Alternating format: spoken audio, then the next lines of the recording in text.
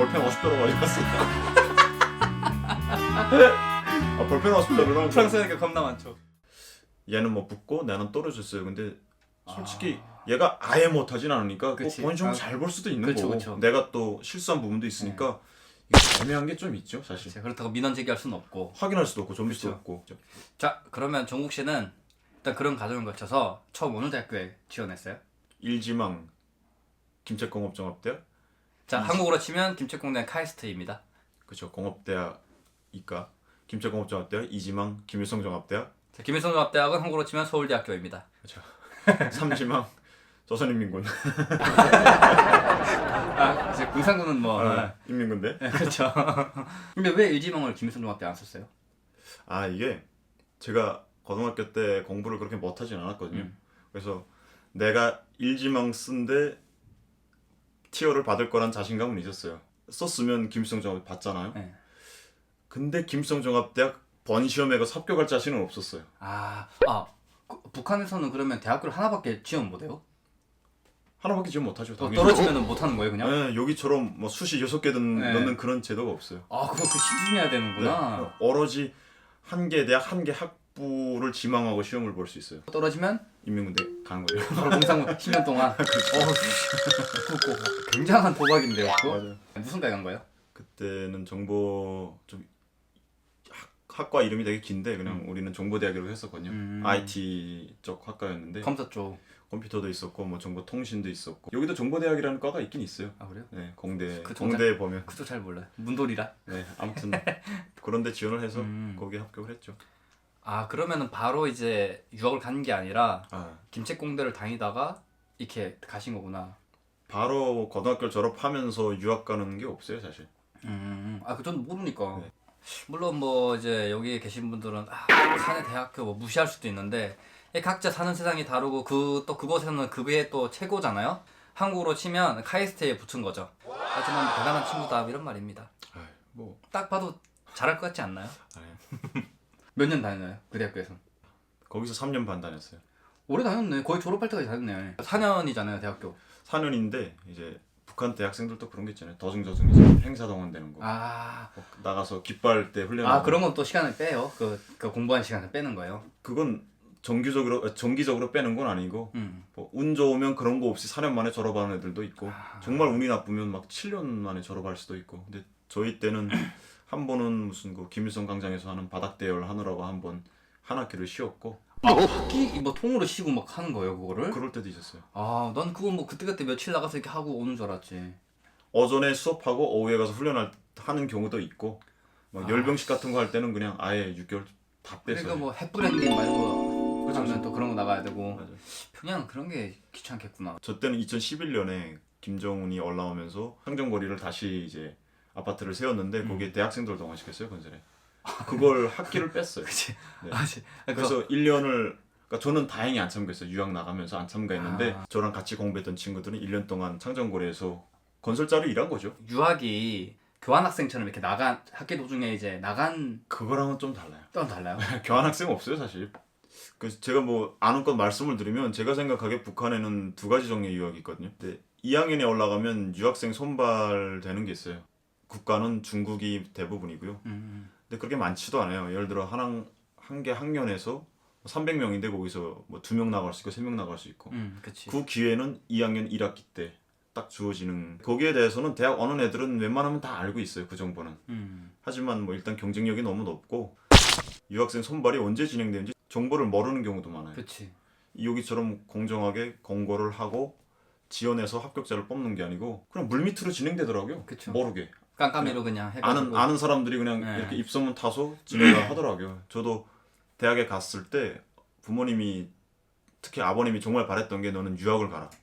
가서 외국에 가서 배우고 와라라고 했는데 저도 뭐 나름 기대를 했었는데 기회가 오면 정말 너락해버리라 했는데 2학년 1학기 됐는데 뭐 아무 소식이 없더라고요. 그래서 아직 뭐 그런 사업이 없는가 보다 했는데 이제 2학년 2학기 정도 들어가는데 같이 공부하던 학급에서 2명이 그 유학생 선발과 관련해서 뭐 시교육부에 뭐 시험 보러 가고 면접 보러 가고 뭐 신체 검사 하러 다닌다는 얘기가 들리는 거예요. 그래갖고 그때 좀 배신감이 들었죠. 한 해는 아버지가 무슨 아무튼 잘 나가는 간부였고 한 명은 대학 교수의 아들이었거든요. 그러니까 좀 배신감이 들더라고요. 왜 나한테는 그런 기회도 없지? 그쵸. 그래서 그냥 하소연할 데는 없고 날라갔죠. 그냥 나도 모르게 그 기회가 날라갔죠. 그런 게 있었구나로 끝나는데 여기서 한 가지 질문이었는데 혹시 부모님이 어떤 일 하셨는지 여쭤봐도 돼요? 어머님은 부양, 응, 부양하셨고 집에서 이렇게 주부셨고. 전업주부. 응. 네. 그러고 아버님은 한국으로 치면 공무원, 말단 공무원이셨죠. 그래서 저는 유학을 아예 생각 못했고요. 그냥 평범한 북한의 대학생들 같이 공부를 하고 있었는데 3학년 2학기 기말 시험 준비가 다가오고 있어서 되게 스트레스를 받고 있었는데 갑자기 대학 간부부에서 찾는다는. 뭐 아무것도 안 하고 그냥 열심히 그냥 하고 있었는데. 열심히 안 했어요. 그때는 그냥 스트레스 받아갖고 또 시험이네 막 이러고 있었는데 남한 대학생이나 북한 대학생 똑같네요 시험은. 특히 공대생은 똑같아요. 그 과제 때문에 막 스트레스 받고 있었는데 어느 날 친구가 야 뭐 너 간부부에서 찾는데 한번 내려가 봐 그러는 거예요. 그래서 저 그때 처음 내려가 봤거든요. 간부과에 내려갔는데 뭐 아무 이유도 안 묻고 너 육천까지 그 아버지 어머니한테 물어봐가지고 친척들 이름 나이 지금 뭐 하는지 가족관계 이런 걸 쭉 써오라고 이제 주는 거예요. 성분조사. 네, 성분조사 출신 성분조사. 그래서 이건 괜히 진행된 게 아니잖아요. 뭔가 이제 선발하려고 그걸 여야 하는 거니까. 그때 뭔가 싶어서 그냥 뭐 부모님한테 말씀드렸고 하라는 거 했죠 그냥. 써 갖다 내고. 뭐 혹시 후보가 뭐 몇 명이 됐는지 알 수 있나요?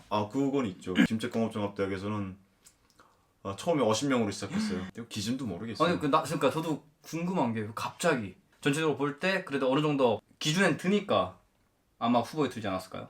좀 못하진 않았어요. 그냥 그러니까. 되게 모범적인 학생이었어요. 그랬을 것 그렇다고 같아요. 완전 뼈나게 엄청나게 뭐 전국 뭐 경시대 나와서 1등하고 이런 학생은 전혀 아니었고 그냥 무난한 점수를 받으면서 또 북한에서 하는 그 정치 생활 사상적으로 걸리는 일은 전혀 안 하는 되게 모범적인 학생의 삶을 살았었고 그냥 운이 좋았다는 말밖에는 안 나오더라고요. 아니죠. 본인이 그동안 사상 생활도 열심히 했고 정치적으로 걸리는 것도 없고 학교 생활을 잘했고 학점도 잘 관리했으니까 본인한테 기회가 온 거죠 뭐. 아무튼 그렇게 합격을 해서 3, 4개월 정도 또 합숙 생활을 했어요. 그것도 트레이닝 그땐 받아요. 대학 공부를 중단하고 선발된 애들을 다 이제 모아놓고 네. 합숙 생활을 시키면서 뭐 이제 중국에 갈 애들은 중국어 공부시키고. 근데 여러 나라로 가는 다 전체로 뽑은 거구나. 그렇죠. 저 프랑스 나갈 친구들은 또 프랑스어 공부시키고. 네, 뭐 야. 그러다가 나중에는 출발한 게 그러니까 처음에 저를 간부과에 불러서부터 유학 나가기까지 거의 저는 한 10개월 정도 걸린 것 같아요. 아버지 어머니는 옆에서 2학년 때 날려버린 그 유학 기회가 진짜 뭐 뜻밖의 찾아왔으니까 제발 합격됐으면 좋겠다. 그런 옆에서 바라기만 하셨죠. 그러다가 딱 돼버리니까 아니 뜻밖의 효도를 했죠 저는. 맞아. 북한에서 진짜 해외 나간다는 게 이제 유학을 떠나서 어쨌든 이 나라 밖을 벗어난다는 것 자체가 죽기 전에 뭐 거의 가능성이 제로죠. 비행기 타고 가는 게 소원이죠 사실. 그렇죠. 거기는. 그게 몇 년도였어요 그러면? 그게 2011년이 2011. 2011년이요? 나 2011년에 대학교 입학했어요 한국에서. 한국에서. 저는 2011년에 프랑스에 있는. 이게 되게 와 같은 시간이었는데. 사실 뽑을 때 건축이 학생을 뽑았어요. 건축? 네. 뭐 정보 무슨 과라며? 정보과인데 모르죠. 당에서 그렇게 결정했으니까. 그쵸. 당에서 어떻게 결정했는지 우리는 몰라요. 당이 결심한 우린 한다.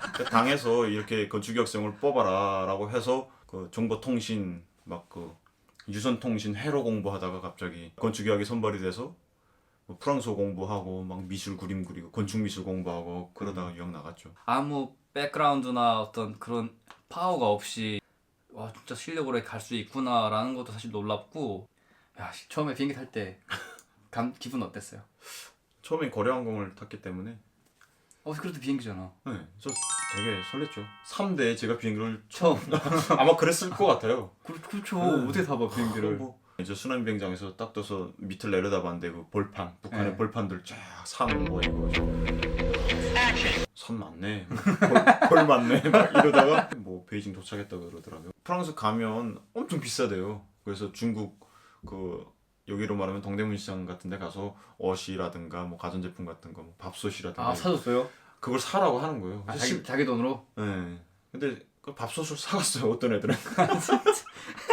이거 계속 무겁잖아요. 해 먹었어요 프랑스. 그것도 팔 텐데 프랑스도. 그러니까요. 뭐 프랑스 가니까 되게 싸게 사는 네. 그런 마켓들이 좀 있더라고요. 근데 그걸 모르니까 그냥 그치. 저는 막 볼펜 50자로 가져갔어요. 그리고 전 종이까지 가져갔었어요. 북한에서는 16절지라고 그 했었는데 종이 귀하잖아요. 종이 귀한 줄 알고 A4, 갔는데 A4 용지 500장에 어유로 하는 거예요. 네. 이걸 괜히 무겁게 다 들고 왔네. 그치 뭘 알아야지. 볼펜 50자로 거기서 한 4자루 쓴 것 같아요. 나만 올 때 안 갖고 왔어요? 안 가. 진짜 어떻게 보면 영문도 모르고 그냥 간 거네.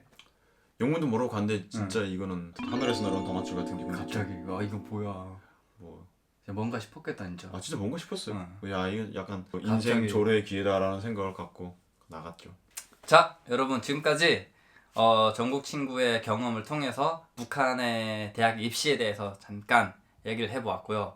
그리고 사실 저도 새롭게 배운 사실인데 북한에서 이렇게 진짜 아무 백도 없는 일반 대학생이 해외 유학을 갈 수 있다는 사실도 사실 놀라웠고, 물론 뭐 그 이면에는 뭔가 당의 방침이나 또 당의 정책이나 뭐 있었겠지만 어찌됐건 좋은 경험이었나요? 프랑스는? 저는 되게 좋은 경험이었다고 생각해요. 다음 시간에 들려주세요. 네. 네 여러분 재밌게 보셨다면 구독과 좋아요 부탁드리겠습니다. 북한에서 온 강아치 많이 사랑해 주십시오. 감사합니다. 감사합니다.